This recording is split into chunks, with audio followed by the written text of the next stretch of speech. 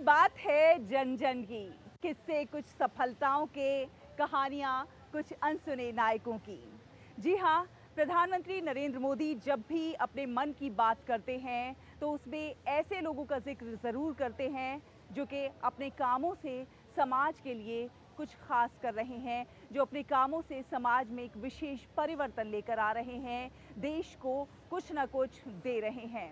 जी हाँ, प्रधानमंत्री की कोशिश रहती है कि मन की बात में उनका जिक्र किया जाए और इससे ना केवल उन लोगों को हौसला मिलता है बल्कि तमाम लोगों को प्रेरणा भी मिलती है कि वो भी देश के लिए, समाज के लिए कुछ ना कुछ अच्छा ज़रूर करें। आज का हमारा ये कार्यक्रम भी ऐसी तमाम कहानियों से सजा रहेगा जिनका जिक्र प्रधानमंत्री नरेंद्र मोदी ने अपने मन की बात कार्यक्रम में किया। तो देर किस बात की है, चलिए शुरुआत करते हैं आज के इस विशेष प्रोग्राम की। देखिए, लोग अक्सर पार्कों में जाते हैं घूमने फिरने के लिए, प्रकृति से जुड़ने के लिए, प्रकृति का आनंद उठाने के लिए और साथ ही साथ अपनी सेहत को और बेहतर बनाने के लिए। लेकिन इसी वक्त के दौरान अगर उन्हें कुछ ज्ञानवर्धक भी हासिल हो जाए तो फिर क्या कहने। और ऐसा ही कुछ काम चल रहा है बेंगलुरु के कब्बन पार्क में और इसीलिए प्रधानमंत्री नरेंद्र मोदी का ध्यान भी इस ओर गया और उन्होंने अपने मन की बात कार्यक्रम में इसका जिक्र किया है, क्योंकि बेंगलुरु के कब्बन पार्क में संस्कृत वीकेंड चल रहा है। किस प्रकार से संस्कृत को आम जन के दैनिक जीवन से जोड़ा जाए, इसके प्रयास हो रहे हैं, आइए देखते हैं।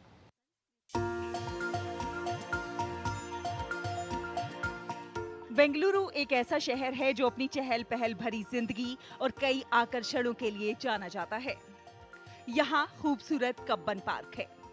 कब्बन पार्क की खासियत इसका आकर्षण है जो हर उम्र के लोगों को आकर्षित करता है।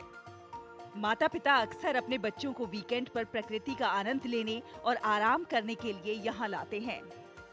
लेकिन क्या आप जानते हैं कि रविवार को पार्क में संस्कृत की कक्षाएं होती हैं? पर्वत मध्य अग्निरस्ति जी हाँ, समष्टि गुब्बी के प्रयासों की बदौलत कब्बन पार्क प्राचीन भाषा संस्कृत सीखने का केंद्र बन गया है। 4 दोस्त हैं जो संस्कृत पढ़ते हैं, जो डिफरेंट प्रोफेशन से हैं, कुछ इंजीनियर्स हैं, कुछ कॉर्पोरेट में काम करते हैं। वो हम सभी मिलके एक दिन ऐसे ही संस्कृत वॉक करते हैं, एक दिन बैठ के संस्कृत पढ़ते हैं करके हमने 8 लोग ये शुरू किया था। उसके बाद आज हम 800 लोग हैं ग्रुप में तो ये 3 महीने से ये चल रहा है। प्रार्थना करोमि। बेंगलुरु की रहने वाली समष्टि गुब्बी ने बच्चों, वयस्कों और बुजुर्गों को आकर्षक गतिविधियों के माध्यम से संस्कृत सीखने में मदद करने के लिए संस्कृत सप्ताहांत पहल की शुरुआत की है। अहम चलामि, अहम धावामि, अहम उपविशामि। इस पहल ने प्रधानमंत्री नरेंद्र मोदी का भी ध्यान आकर्षित किया, जिन्होंने अपने मन की बात रेडियो संबोधन के दौरान इसकी प्रशंसा की। उन्होंने प्राचीन भारतीय ज्ञान और विज्ञान में संस्कृत के महत्व पर प्रकाश डाला और इसे दैनिक जीवन में एकीकृत करने की आवश्यकता पर जोर दिया। जब कोई भी भाषा बोली जाती है तभी उसकी संरक्षण की जाती है ना। जब हम घर में तो हम श्लोक पाठ तो करते ही होंगे और मंदिर में भी सुनते हैं, किंतु हम ये समझ नहीं पाते कि क्या बोल रहे हैं या फिर क्या पढ़ा जा रहा है। तो हम वो बातचीत करते हैं तो जैसे हम घर में हिंदी में बात करते हैं ना, तो जो हिंदी न्यूज़ चल रहा है या फिर हिंदी पिक्चर चल रहा है वो ऑटोमेटिकली हमें समझ में आ जाता है, क्योंकि हम घर में वो बात करते हैं हिंदी में। तो इसलिए हम संस्कृत में जब बात करने के लिए शुरू करेंगे तो भगवत गीता जब सुनाई देती है तब वो अर्थ हमको समझ में आ जाता है। कब्बन पार्क में संस्कृत रविवार ने काफी लोकप्रियता हासिल की है। संस्कृत पढ़ाने के उनके तरीकों में इंटरैक्टिव और मजेदार गतिविधियां शामिल हैं। कई युवा इसमें शामिल हुए हैं और उन्होंने अपने कॉलेजों और विश्वविद्यालयों में चर्चा समूह भी बनाए हैं। इस पहल का विस्तार मुंबई और पुणे में भी हुआ है, जिसका लक्ष्य हर राज्य में इसी तरह के समूह स्थापित करना है। हम ऑलरेडी कर रहे हैं, जैसे कि संस्कृत राइड कर रहे हैं, मोटर बाइक राइडिंग हम जाते हैं। बहुत जगहों पे ऐसे मोटर बाइकिंग राइड के लिए जाते हैं, वहाँ पे हिस्टोरिकल वो जो उनका महत्व होता है वो सब जानते हैं। और संस्कृत वहाँ पे भी हम सीखते सीखते ही जाते हैं राइड पे। तो उसके बाद हम संस्कृत बैंड है हमारा, म्यूजिकल बैंड, सो उसका भी वहाँ पे भी हम जैमिंग सेशंस करते ही रहते हैं घर पे। जी जी जी, संस्कृत में, जैसे कि केसरिया संस्कृत में गाते हैं, या फिर अपना बना ले पिया संस्कृत में गाते हैं। जी। हृदयं तव जीवनायार्पितं प्रिय किमिदं किं वा इदं चेतनं परमात्मना त्रिलोकसौन्दर्यम् अवतीर्य तव रूपं विस्मयमिदं रचितम् नयनोः ते अञ्जनेनाहं परिकल्पयेयम् अनवरतं प्रेम कथनं केसरः तव सङ्घः प्रिया तल्लीनं मनः तवागमनेन। कब्बन पार्क, जिसे आधिकारिक तौर पर श्री चामराजेंद्र पार्क के नाम से जाना जाता है, बेंगलुरु के बीचों बीच एक हरा भरा इलाका है। 300 एकड़ में फैला हुआ ये पार्क अपनी जीवंत हरियाली, विविध वनस्पतियों और जीवों और कई ऐतिहासिक इमारतों और मूर्तियों के साथ शहर की हलचल से दूर एक शांत जगह प्रदान करता है। अत्र माने यहाँ, तत्र माने वहाँ, अहम माने मैं, वयम माने हम सब। ये सब तो हम पहले मतलब 40 साल पहले, लेकिन अभी 40 साल बाद हम लोग मतलब संस्कृत के टच में आए हैं। रिवाइवल जस्ट लाइक, तो वो बहुत अच्छा लग रहा है। हम सोचते हैं सुबह भी जब हम उठें सबसे पहले तो संस्कृत से स्टार्ट करें। और जैसे कि हम पूजा भी करते हैं तो वहाँ पर भी संस्कृत में बहुत से श्लोक होते हैं, उनको भी हम संस्कृत में ही पढ़ा करें, भगवान का आराधना वगैरह हम संस्कृत में करा करें। ये शहर के उन पार्कों में से एक है जिसके बीच से एक व्यस्त सड़क गुजरती है, जो इसके अनूठे आकर्षण को और ज्यादा बढ़ा देती है। सुबह शाम जॉगर्स और प्रकृति प्रेमी पार्क के शांत रास्तों का आनंद लेते हुए देखे जा सकते हैं। यहाँ हर रविवार को बच्चे, युवा और बुजुर्ग संस्कृत में बातचीत करते हैं। इसके अलावा पार्क में संस्कृत में वाद विवाद के सत्र भी आयोजित किए जाते हैं। कब्बन पार्क में कई सांस्कृतिक और रचनात्मक कार्यक्रम भी होते हैं, लेकिन सबसे खास प्रयास संस्कृत को दैनिक जीवन का हिस्सा बनाना है और इसीलिए सभी समुदायों के लोगों को कब्बन पार्क में रविवार को होने वाले कार्यक्रमों में शामिल होने के लिए प्रोत्साहित करना भी है। इस पहल को नाम मिला है संस्कृत सप्ताहांत का। इस पहल को समुदाय का भी खूब समर्थन मिल रहा है। They've given this tagline to Sanskritam that is a very Sanatanized language, which is very wrong. Sanskrita, it has all kind of jnanam like rasayana jnanam, chemistry, or if you take Chanakya's Niti, everything is in Sanskritam. And to present day, Chanakya's Niti is like, oh my god, you know Chanakya's Niti, you can win the world like this. यहाँ पे हम लोग सुबह Cubbon park में आते हैं और संस्कृत सीखते हैं। समष्टि जैसे हमको संस्कृत सिखाती है वो बहुत ही इंटरेस्टिंग है। हम संस्कृत हमारी देववाणी है, तो संस्कृत में जो शब्द है वो हमारी सब लैंग्वेजेस में है।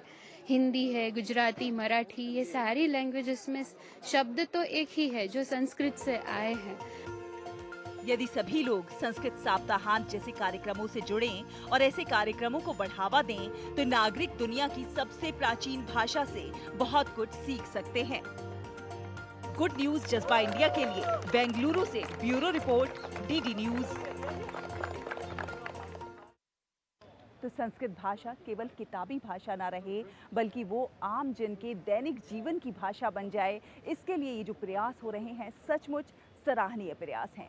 प्रधानमंत्री नरेंद्र मोदी ने अपने मन की बात कार्यक्रम में जम्मू कश्मीर के अब्दुल रशीद मीर का भी जिक्र किया, जो कि बर्फानी मटर के निर्यात को बढ़ावा दे रहे हैं। जी हाँ, ये अपने खेत में बर्फ मटर उगा रहे हैं और उसको अंतर्राष्ट्रीय पटल पर एक नई पहचान भी दिला रहे हैं। किस प्रकार से ये बर्फ मटर की खेती कर रहे हैं और किस प्रकार से उसे लंदन तक भेज रहे हैं, आइए देखते हैं।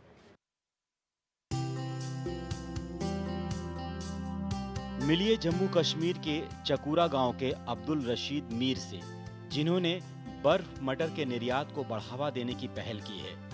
दरअसल कुछ लोगों के मन में विचार आया, क्यों ना कश्मीर में उगाई जाने वाली विदेशी सब्जियों को दुनिया के नक्शे पर लाया जाए। फिर क्या था, चकुरा गांव के अब्दुल रशीद मीर इसके लिए सबसे पहले आगे आए। उन्होंने गांव के अन्य किसानों की जमीन को एकीकृत करके बर्फ मटर उगाना शुरू कर दिया और कुछ ही समय में कश्मीर से बर्फ मटर लंदन पहुंचने लगे। यहाँ पुलवामा से बर्फ मटर की पहली खेप लंदन भेजी गई। इस सफलता ने जम्मू कश्मीर के लोगों की समृद्धि के लिए एक नए द्वार खोले हैं। प्रधानमंत्री ने रशीद मीर की सराहना करते हुए कहा कि जम्मू कश्मीर के लोग भी स्थानीय उत्पादों को वैश्विक बनाने में पीछे नहीं हैं। पिछले महीने जम्मू कश्मीर ने जो हासिल किया है वो पूरे देश के लोगों के लिए एक मिसाल है। प्रधानमंत्री ने कहा कि अब्दुल रशीद ने एक मिसाल पेश की है। जो हमने ये छोटी मोटी कोशिश की है, ये जो स्नो पीस हमने एक्सपोर्ट किया है, ऑनरेबल प्राइम मिनिस्टर साहब ने मन की बात में मेरा नाम लेके इस एक्सपोर्ट को दिखाया, तो बहुत खुशी हुई है। कि कहने की बात नहीं कि मुझे कितनी खुशी हुई है कि इतनी तारीफें की है कि ये ज़्यादा से ज़्यादा एक्सपोर्ट हो जाए। हमने छोटी मोटी कोशिश की है, ये साल ये छोटा शुरुआत किए हैं, तो हम ये एक्सपोर्ट हुआ यूरोपियन कंट्रीज़ में, इसकी बहुत डिमांड हुई है। ये ट्रेडिशनल नहीं है, ये जो हम घर में खाते हैं मटर वटर, ये वो नहीं है, ये डिफरेंट है इसका। मगर इसमें यूरोपियन कंट्रीज़ में ज़्यादा से ज़्यादा डिमांड मांगी, इतना हम नहीं बेच सके जितना वहाँ से एक्सपोर्ट करने में ज़्यादा जितनी डिमांड आ गई। प्रधानमंत्री के मन की बात रेडियो कार्यक्रम के दौरान स्नो मटर का उल्लेख करने के बाद फसल से जुड़े सभी किसान खुश हैं। ऑनरेबल प्राइम मिनिस्टर साहब ने भी कहा कि ये शुरुआत है, तो आप ज़्यादा से ज़्यादा कोशिश करेंगे, हम ज़्यादा से कोशिश करेंगे ज़्यादा से ज़्यादा किसान जुड़ने की, तो ये पैदावार बढ़ जाएगा। तो हम ज़्यादा से ज़्यादा कोशिश करें कि ज़्यादा से ज़्यादा एक्सपोर्ट करें। हम कोशिश करें कि ये बाकी चीज़ें भी इसमें एक्सपोर्ट होने की उम्मीद है। अब इसके लिए दिल्ली स्थित next on food private limited company ने गांव चकूरा में किसानों से संपर्क किया है और किसानों के लिए उच्च लाभ वाली नई प्रजाति के मटर के बीज उपलब्ध कराने का सुझाव दिया है। नवंबर में मलंगपोरा, क्वेल, वासुरा, वापगोम, चंदगाम और नीलोरा सहित चकोरा गांव के लगभग 6 वर्ग किलोमीटर क्षेत्र में फसल बोई गई थी और मार्च के अंत में फसल पूरी तरह से तैयार हो गई और किसानों ने कटाई शुरू कर दी। बहुत खुशी हो गई है। तो ये हमारा ये जो एक्सपोर्ट हुआ है, ये प्राइम मिनिस्टर ऑफ इंडिया साहब ने जो हमारे जो ये मन की बात में दिखाया, बहुत खुशी हो गई है। कहने की बात नहीं कि कितनी खुशी है मेरी कि सारा मेरा दिखा कि किस तरह मैंने काम किया का मैं काम कर रहा हूँ। स्नो मटर की खेती ने उन किसानों को नई उम्मीद दी है जिन्हें अक्सर कीमत और मांग के उतार चढ़ाव के कारण पारंपरिक मटर के साथ नुकसान उठाना पड़ता था। स्नो मटर का एक बड़ा बाजार है। इसे बेकार जमीन पर बागों में उगाते हैं और इसका निर्यात करते हैं। ये फसल पूरी तरह से जैविक है और यूरोपीय देशों में इसकी बहुत ही ज्यादा मांग है। गुड न्यूज जज्बा इंडिया के लिए कश्मीर से आसिफ नबी खान की रिपोर्ट, डीडी न्यूज। तो अब्दुल रशीद मीर प्रेरणा बने हैं कई अन्य किसानों के लिए कि किस प्रकार से वे अपनी आय को 2 गुनी, 3 गुनी और 4 गुनी तक बढ़ा सकते हैं और किस प्रकार से अपनी फसल को, अपने उत्पाद को अंतर्राष्ट्रीय पटल पर एक नई पहचान दिला सकते हैं। अभी बहुत सारी खबरें बाकी हैं, लेकिन वक्त एक छोटे से ब्रेक का हुआ है। जल्द हाजिर होंगे। आप देखते रहिए गुड न्यूज़ जज्बा इंडिया का। राजनीति की चाल से दुनिया के हाल तक, खेल के मैदान से किसान के खलियान तक, दिन भर की हर छोटी बड़ी खबर को समेटे खबर के हर किरदार को दिखाते हैं हम। डीडी न्यूज का प्राइम टाइम शो देखिए न्यूज नाइट हर रात 8 बजे। कश्मीर से कन्याकुमारी तक, कच्छ से कामाख्या तक, राज्यों की राजधानियों से प्रदेशों के कोने कोने तक, होगी हर राज्य के हर हिस्से की पूरी खबर। देखिए भारत एट 7 खबर राज्यों की डीडी न्यूज पर।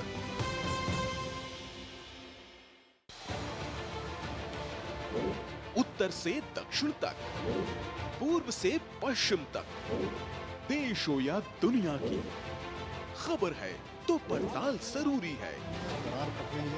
देखिए हमारे साथ मेरे पीछे भारत की सबसे एजेंडा भारत का रहा है और किस तरह से एक नई शुरुआत इस वक्त डीडी न्यूज पर।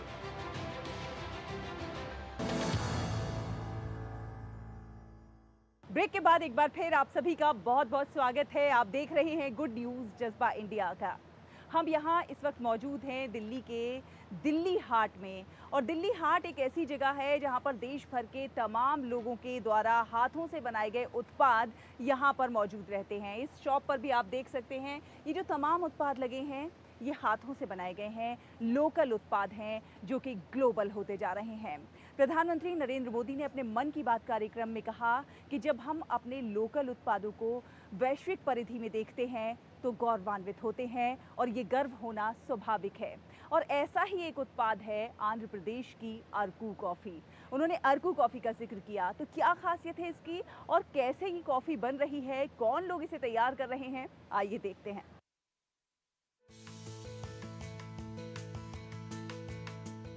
आंध्र प्रदेश के विशाखापत्तनम जिले में अरकू घाटी से आने वाली अरकू कॉफी अपने अनोखे स्वाद और टिकाऊ खेती के तरीकों से चर्चा में है। ये अपने संतुलित, विशिष्ट मसालेदार और हल्के स्वाद के लिए प्रसिद्ध है।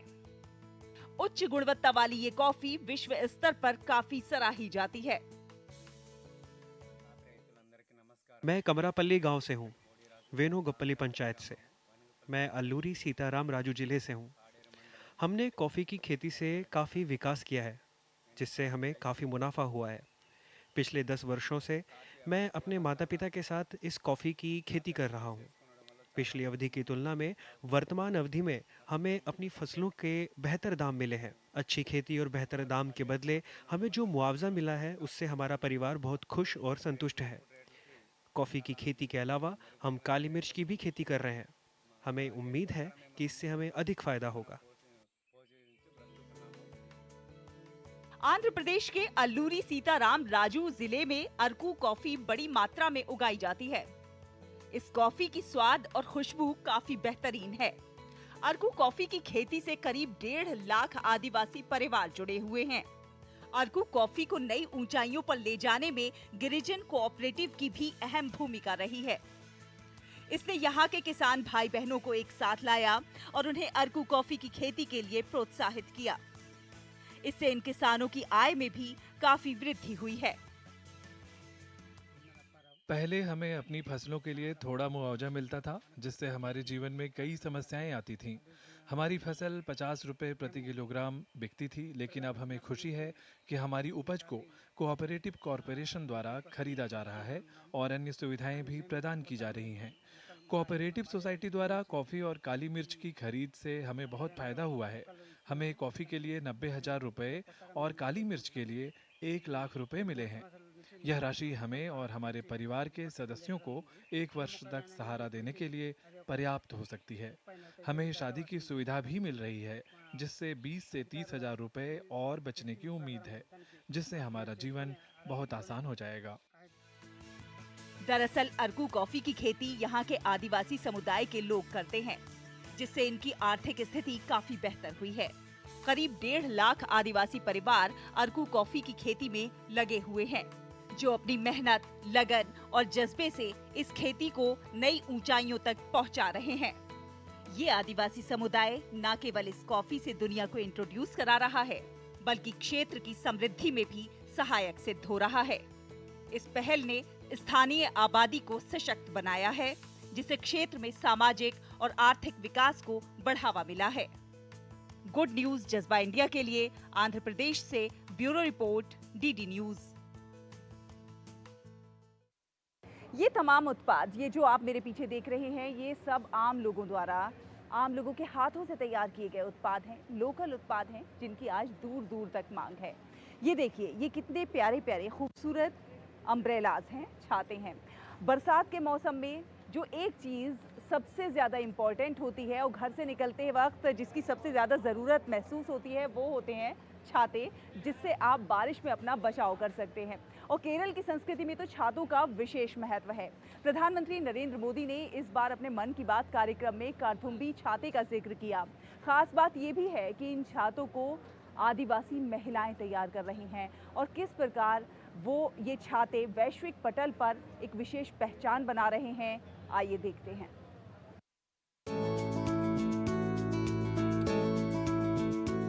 केरल की संस्कृति में छातों का विशेष महत्व है। यहाँ के छाते केरल की परंपराओं और विधि विधान का हिस्सा हैं। लेकिन पीएम मोदी ने जिस छाते की बात की है वो है कार्थुम्बी छाता। ये खास तरह का छाता केरल के अटापदी में बनता है। ये छाते काफी रंग बिरंगे होते हैं, लेकिन इसकी सबसे बड़ी खासियत ये है कि इसे केरल की आदिवासी महिलाएं तैयार करती हैं। आज देश भर में इन छातों की मांग बढ़ रही है। ये छाते ऑनलाइन भी बेचे जा रहे हैं। मन की बात में आज मैं आपको एक खास तरह के छातों के बारे में बताना चाहता हूँ। वो है कार्थुम्बी छाते, और इन्हें तैयार किया जाता है केरला के अट्टापडी में। ये रंग बिरंगे छाते बहुत शानदार होते हैं और खासियत ये कि इन छातों को केरला की हमारी आदिवासी बहनें तैयार करती हैं। आज देश भर में इन छातों की मांग बढ़ रही है। इनकी ऑनलाइन बिक्री भी हो रही है। इन छातों को वट्टालक्की सहकारी कृषि सोसाइटी की देखरेख में बनाया जाता है। इस सोसाइटी का नेतृत्व हमारी नारी शक्ति के पास है। महिलाओं के नेतृत्व में अट्टापडी के आदिवासी समुदाय ने एंटरप्रेन्योरशिप की अद्भुत मिसाल पेश की है। इस सोसाइटी ने एक बैम्बू हैंडीक्राफ्ट यूनिट की भी स्थापना की है। अब ये लोग एक रिटेल आउटलेट और एक पारंपरिक कैफे खोलने की भी तैयारी में है। इनका मकसद सिर्फ अपने छाते और अन्य उत्पाद बेचना ही नहीं, बल्कि ये अपनी परंपरा, अपनी संस्कृति से भी दुनिया को परिचित करा रहे हैं। साल 2014 में कार्थुम्बी छाते बनाने की पहल हुई। शुरुआत में लगभग 50 आदिवासी महिलाओं को छाता बनाने का प्रशिक्षण दिया गया। 2014 में 1000 छतरियों से ये उद्यम 2024 में प्रतिवर्ष 17,000 छतरियों को बेचने तक बढ़ गया है और 50 से अब प्रशिक्षित आदिवासी महिलाओं की संख्या 360 हो गई है।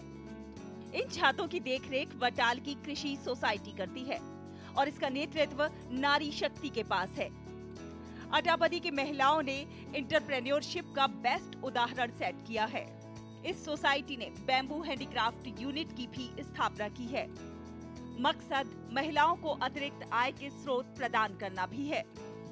वटाला की कृषि सोसाइटी का काम केवल अपना सामान बेचना नहीं है, बल्कि अपनी परंपरा और संस्कृति से भी लोगों को परिचित कराना है। हम अट्टापडी आदिवासी बस्ती में रहते हैं। हम 10 साल से कार्थुम्बी कूड़ा का मतलब होता है छाता। इसी ब्रांड से छाते बना रहे हैं। मैं 2014 में इस उद्यम में शामिल हुई और वास्तव में ये मेरी आजीविका है और मेरे परिवार के लिए कोई अन्य आय नहीं है। प्रधानमंत्री नरेंद्र मोदी ने अपने मन की बात कार्यक्रम में कार्थुम्बी कूड़ा यूनिट का जिक्र किया है। जब हमने उन्हें अपना जिक्र करते हुए सुना तो हम सबको बहुत खुशी हुई। इससे हमारा हौसला और विश्वास और बढ़ गया है। हमें आपके सहयोग की भी जरूरत है। നിങ്ങളുടെ എല്ലാവരുടെയും സഹായം വേണമെന്ന് അഭ്യർത്ഥിക്കുന്നു. നന്ദി, നമസ്കാരം. आज केरल का कार्थुम्बी छाता वहाँ के गांव में ही नहीं, बल्कि देश भर की मल्टीनेशनल कंपनियों में भी पहुँच चुका है। और इसीलिए पीएम मोदी ने इन महिलाओं की तारीफ करते हुए कहा कि लोकल के लिए वोकल होने का इससे बड़ा और उदाहरण क्या होगा।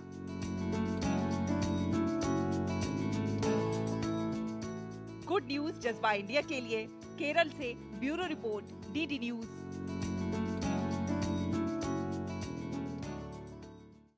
हौसला और जज्बे की कहानियां जिनका जिक्र प्रधानमंत्री नरेंद्र मोदी ने अपने मन की बात कार्यक्रम में किया। हमारे देश में ऐसे अनेक नायक हैं, हमारा देश ऐसे अनेक नायकों से भरा पड़ा है जो देश और समाज के लिए अपना विशेष योगदान दे रहे हैं, ऐसे काम कर रहे हैं कि दूसरों के लिए प्रेरणा के स्रोत बन रहे हैं। एक शेर भी है कि खुदी को कर बुलंद इतना कि हर तदबीर से पहले खुदा बंदे से खुद पूछे बता तेरी रजा क्या है। उम्मीद है आप सबको हमारा ये प्रोग्राम बहुत पसंद आया होगा। आप हमें अपना फीडबैक भी भेज सकते हैं। हमारा ईमेल आईडी है ddgoodnewsindia@gmail.com। अगले हफ्ते फिर हाजिर होंगे कुछ और अच्छी कहानियों के साथ। तब तक के लिए हमारी पूरी टीम को दीजिए अनुमति। नमस्कार।